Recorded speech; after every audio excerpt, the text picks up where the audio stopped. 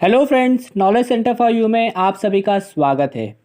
हमेशा की तरह रोज रात 8 बजे मैं आपके लिए आज भी जीके के मोस्ट इंपॉर्टेंट 25 क्वेश्चंस लेकर आया हूं। और जो कोई नए स्टूडेंट्स आज हमसे जुड़ रहे हैं तो उनको बता दूं मैं कि ये जो 25 प्रश्न है तो हर प्रश्न के लिए आपको 5 सेकंड का समय दिया जाएगा। और ये जो हमारा वीडियो होता है तो ये जीके का टेस्ट होता है रोज रात 8 बजे का। तो आप लोग इस टेस्ट को दीजिएगा और वीडियो के एंड में ज़रूर बताइए कि आपने 25 क्वेश्चंस में से कितने क्वेश्चंस के आंसर सही दिए। और देखिए, अगर आपने हमारा चैनल अभी तक सब्सक्राइब नहीं किया है तो इस चैनल को सब्सक्राइब कीजिए, इस चैनल से जुड़ जाइए, क्योंकि इस तरीके के नए नए वीडियो हम लोग रोज रात 8 बजे आपके लिए लाते रहते हैं। तो चलिए शुरू करते हैं आज का वीडियो और देखते हैं फर्स्ट क्वेश्चन। यूनेस्को द्वारा कलिंग पुरस्कार किस क्षेत्र के लिए दिए जाते हैं? आपको 5 सेकंड का समय दिया जाता है फ्रेंड्स, आंसर दीजिए इसका।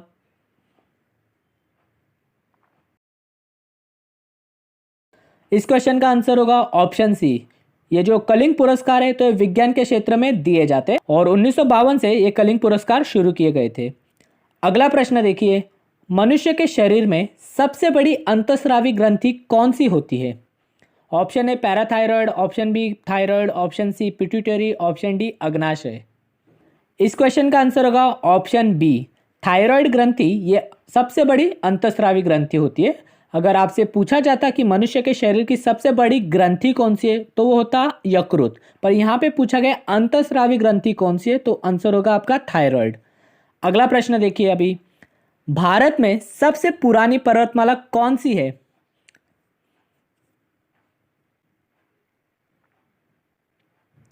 तो इस क्वेश्चन का आंसर होगा ऑप्शन डी, अरावली की पर्वतमाला ये भारत की सबसे पुरानी पर्वतमाला है।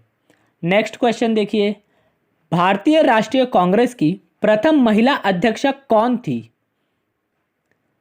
तो अगर आपको आंसर पता है फ्रेंड्स तो इसके आंसर दीजिए आप लोग। तो इस क्वेश्चन का आंसर होगा ऑप्शन सी, भारतीय राष्ट्रीय कांग्रेस की प्रथम महिला अध्यक्षा ये एनी बेजेंट थी।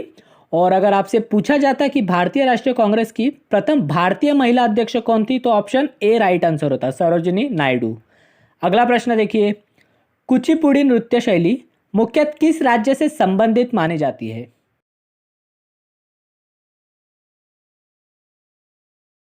ये जो कुचिपुड़ी नृत्य शैली है तो ये आंध्र प्रदेश राज्य से संबंधित मानी जाती है। और कुचिपुड़ी के अलावा आंध्र प्रदेश की और कुछ नृत्य शैलियाँ हैं जैसे कि घंटा मर्दाला, मोहिनी अट्टम, कुम्मी, छड़ी, तो ये भी आप लोग याद रखिए। अगला प्रश्न देखिए, पायरिया रोग शरीर के किस अंग को प्रभावित करता है?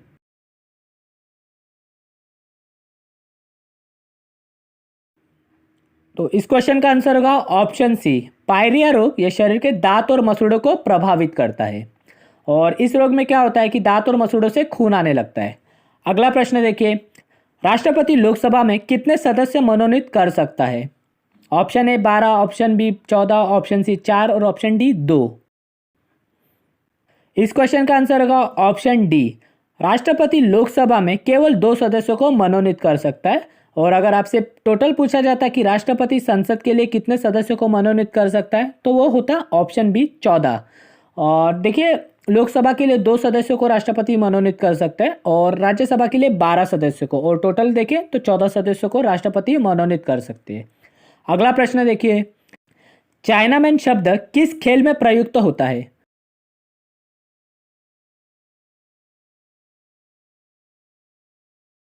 इस क्वेश्चन का आंसर होगा ऑप्शन सी, चाइनामैन शब्द ये क्रिकेट में प्रयुक्त होता है।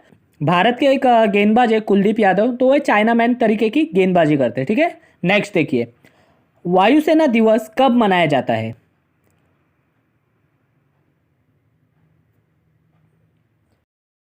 देखिए, वायुसेना दिवस ये 8 अक्टूबर को मनाया जाता है, तो ऑप्शन भी यहाँ पर राइट आंसर होगा। अगला प्रश्न देखिए, क्षेत्रफल की दृष्टि से भारत का विश्व में कौन सा स्थान है?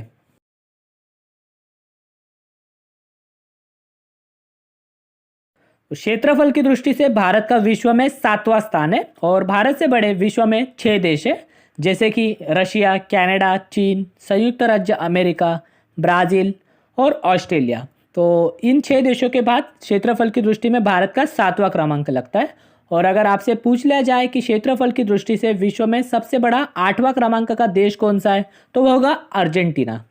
अगला प्रश्न देखिए, अभी भारत के किस राज्य में लोकसभा की सर्वाधिक सीटें हैं?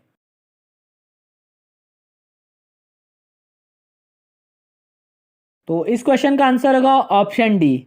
उत्तर प्रदेश राज्य में लोकसभा के लिए सर्वाधिक सीटें हैं और ये कितनी सीटें हैं तो 80 सीटें हैं। अगर राज्यसभा की बात करें उत्तर प्रदेश से तो राज्यसभा के लिए उत्तर प्रदेश की 31 सीटें हैं। अगला प्रश्न देखिए, मोहम्मद गजनवी ने सोमनाथ मंदिर पर कब आक्रमण किया था?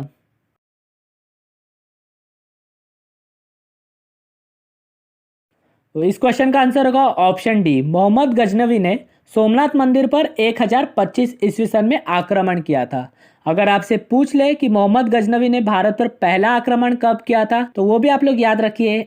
1000 ईस्वी सन में मोहम्मद गजनवी ने भारत पर पहला आक्रमण किया था और मोहम्मद गजनवी ने भारत पर कुल 17 बार आक्रमण किए थे और इसका उद्देश्य यही था कि भारत से धन प्राप्ति करके अपने देश ले जाना। अगला प्रश्न देखिए, किस देश में रबड़ की प्रति हेक्टर उत्पादकता विश्व में सर्वाधिक है? तो अच्छा प्रश्न है फ्रेंड्स, इस तरीके के क्वेश्चंस एग्जामों में पूछ लिए जाते हैं। आंसर दीजिए आप लोग। इस क्वेश्चन का आंसर होगा ऑप्शन सी। तो भारत में रबड़ की प्रति हेक्टर उत्पादकता विश्व में सर्वाधिक है। ठीक है, अगर क्वेश्चन इस प्रकार से होता विश्व में सर्वाधिक रबड़ उत्पादक देश कौन सा है तो वो होता थाईलैंड। पर यहाँ पे क्वेश्चन इस तरीके से पूछा गया है कि प्रति हेक्टर उत्पादकता के बारे में पूछा गया है, तो प्रति हेक्टर उत्पादकता रबड़ के मामले में भारत की सबसे ज्यादा है विश्व में। अगला प्रश्न देखिए, मोदी सरकार ने किस दिन 1000 व 500 मूल्य वर्ग के नोटों को विमुद्रीकृत कर दिया था? तो इस क्वेश्चन का आंसर दीजिए आप लोग।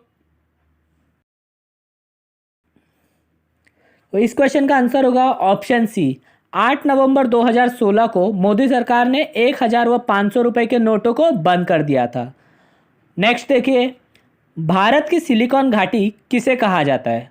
Option A Kerala, option B Bengaluru, option C Delhi, option D Mumbai. तो देखिए, भारत की सिलिकॉन घाटी ये बेंगलुरु को कहा जाता है। अगला प्रश्न देखिए, मरणोपरांत भारत रत्न से सम्मानित प्रथम व्यक्ति कौन थे?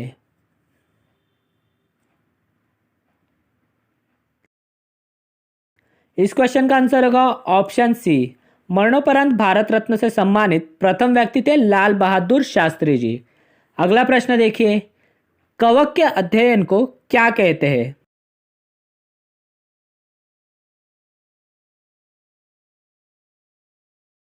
कवक के अध्ययन को माइकोलॉजी कहते हैं। ऑप्शन बी यहाँ पर राइट आंसर होगा। और अगर आपसे पूछ ले माइकोलॉजी के जनक कौन है तो माइकोलॉजी के जनक है मिशेली। और ऑप्शन ए में देखिए फाइकोलॉजी है, तो फाइकोलॉजी है अलगे के अध्ययन को कहते हैं, यानी कि शैवाल के अध्ययन को फाइकोलॉजी कहते हैं। ऑप्शन सी में जो साइटोलॉजी है तो वो कोशिकाओं के अध्ययन को साइटोलॉजी कहते हैं। ऑप्शन डी में ओडोंटोलॉजी है तो दांतों के अध्ययन को ओडोंटोलॉजी कहते हैं। नेक्स्ट क्वेश्चन देखिए, किस वैज्ञानिक ने पेनिसिलिन की खोज की थी?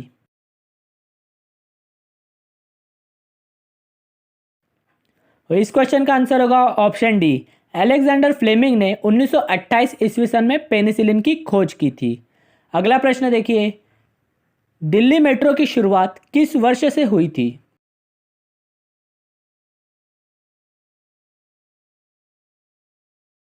तो दिल्ली में मेट्रो ये 25 दिसंबर 2002 से शुरू हुई थी। और ये जो दिल्ली मेट्रो की परियोजना है तो इसको जापान और कोरिया की मदद से पूरा किया गया था। अगला प्रश्न देखिए, सूर्य का अध्ययन करने वाला भारत के प्रथम मिशन का नाम क्या है? तो काफी इंपॉर्टेंट क्वेश्चन है ये। इस क्वेश्चन का आंसर होगा ऑप्शन ए। सूर्य का अध्ययन करने वाला भारत के प्रथम मिशन का नाम है आदित्य L1 और इसको PSLV एक्सेल लॉन्च व्हीकल द्वारा लॉन्च किया जाएगा। अगला प्रश्न देखिए, सफेद हाथियों का देश कौन सा है?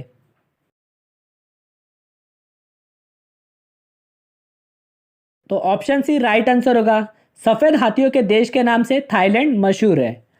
नेक्स्ट देखिए, हवा महल कहाँ स्थित है?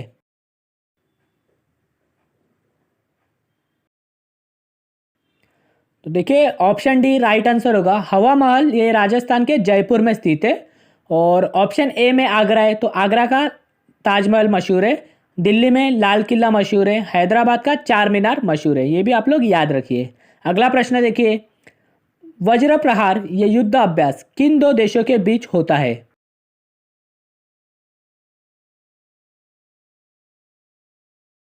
वज्र प्रहार ये युद्ध अभ्यास भारत और अमेरिका के बीच होता है।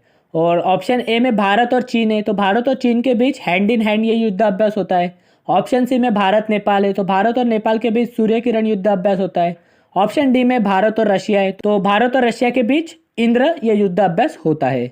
अगला प्रश्न देखिए, एक्सरे का आविष्कार किसने किया था?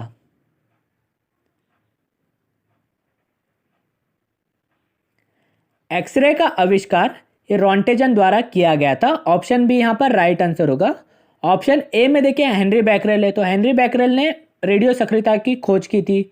ऑप्शन सी में वाटसन है, तो वाटसन एंड क्रिक ने डीएनए के डबल हेलिक्स मॉडल की खोज की गई थी। और ऑप्शन डी में जो कार्ल लैंडस्टीनर है, तो कार्ल लैंडस्टीनर ने रक्त समूह की खोज की थी। अगला प्रश्न देखिए, सर्वप्रथम किस वर्ष ओलंपिक ध्वज को फहराया गया था?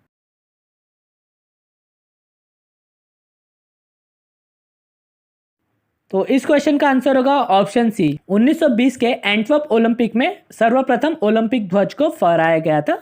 और यहाँ से ये याद रखिए फ्रेंड्स आप लोग कि ओलंपिक ध्वज में जो 5 चक्र होते हैं, तो 5 चक्र विश्व के 5 महाद्वीपों को दर्शाते हैं।